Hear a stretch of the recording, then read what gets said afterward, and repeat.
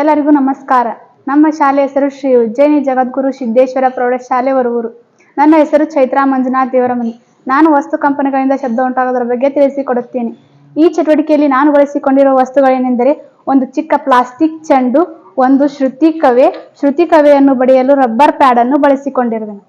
Plastic ಚೆಂಡನ್ನು ದಾರದ ಮೂಲಕ ಒಂದು ಸ್ಟ್ಯಾಂಡಿಗೆ ಕಟ್ಟಿರುವೆನು ಮತ್ತು ಶ್ರುತಿಕವೆಯನ್ನು ರಬ್ಬರ್ ಪ್ಯಾಡಿಗೆ ಬಡಿದು ಚೆಂಡಿನ ಹತ್ತಿರ ತಂದಾಗ ಏನಾಗುತ್ತದೆ ನೋಡಿ.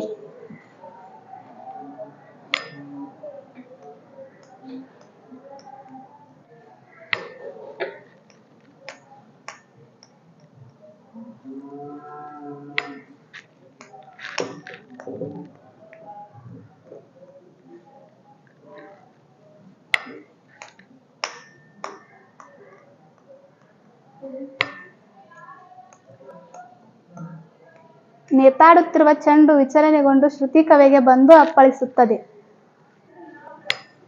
ಇದರಿಂದ ನಮಗೆ ತಿಳಿದು ಬರುವುದೇನೆಂದರೆ, ಶ್ರುತಿಕವೆ ರಬ್ಬರ್ ಪ್ಯಾಡಿಗೆ ಬಡಿದಾಗ ಅದು ಕಂಪಿಸಲು ಪ್ರಾರಂಭಿಸುತ್ತದೆ ಮತ್ತು ಶಬ್ದವು ಉತ್ಪಾದನೆಯಾಗುತ್ತದೆ.